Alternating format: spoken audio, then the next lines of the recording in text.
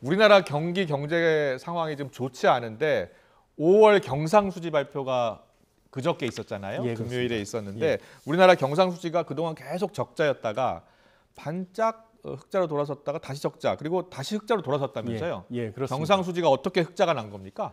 사실 가장 큰 요인은 에너지 수입액이 줄어들면서요. 에너지 가격이 안정이 돼서 똑같은 양을 수입을 해도 지불하는 돈은 양이 줄어드는 것이죠. 네. 에너지 수입액이 감소를 한 것이 사실 무역수지 흑자, 수출에서 수입을 뺀 무역수지의 흑자를 달성하고 경상수지도 흑자가 되는데 가장 큰 요인이 되었습니다. 그렇군요. 예. 예. 자, 경상수지가 흑자가 된다는 것은 일단 우리나라 수출이 조금 회복되고 있다 이렇게 봐도 되겠습니까?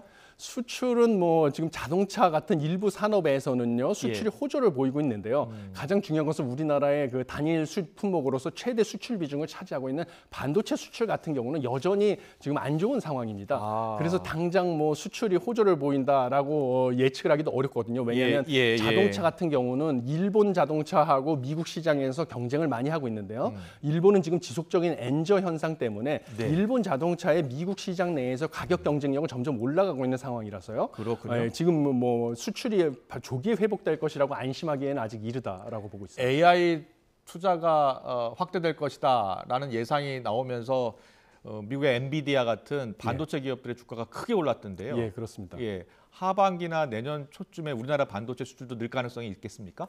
반도체 같은 경우는 낙관적으로 봤을 때 4분기부터는 늘지 않을까 하는 생각을 하고 있습니다. 4분기부터요? 예, 왜냐하면 그 한 삼성전자에서 반도체 가격을 올리기 위해서 감산 결정을 했는데요. 예. 감산 결정이 효과를 보려면요, 먼저 기존의 다른 반도체 납품받은 업체들이 가지고 있던 재고가 소진이 된 다음에야 새로 반도체를 가져와서 구매할 때 그 높은 가격에 적용을 받기 때문에요. 네. 재고 소진이 필요하는데 그 시차가 있어서 4분기 정도나 반도체가 회복이 되면서 수출도 회복 조짐을 보일 것이라고 생각을 하고 있습니다. 네, 한국은행은 올 하반기부터 경제가 조금씩 나아질 것이다라고 예상을 했어요. 예. 근데 실제로 전문가들도 동의하고 있는 내용입니까? 그 상반기에 비해서는 나아질 것은 확실한데요. 왜냐하면 수출이 점점 회복이 되고 수입은 줄어들면서 경상수지 흑자폭이 늘어나면 우리나라 기초 체력에 대해서 아주 낙관적인 기대가 늘어나니까요. 네. 뭐 그런데 문제는 사실 아무리 그 경기가 하반기가 상반기보다는 낫다 할지라도요. 예. 지금 기획재정부랑 한국은행에서 수정경제 전망을 발표한 거에 따르면 경제 성장률은 1.8%에 불과하다고 예측을 하고 있습니다. 하반기에도요. 예. 그것은 상반기, 우리나라- 하반기 합쳐서죠. 그러니까 하반기만 1.8%고요. 하반기만 1.8. 상반기는 0.8 내지 0.9%를 예측을 하니까요. 상반기보다는 하반기 경제 성장률은 올라갈 것으로 예측을 합니다.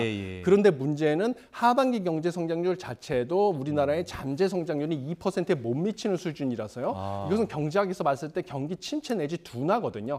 그래서 경기 침체를 완전히 극복할 만큼 하반기에 경기가 빠르게 반등하지는 못할 것이라고 보고 있습니다.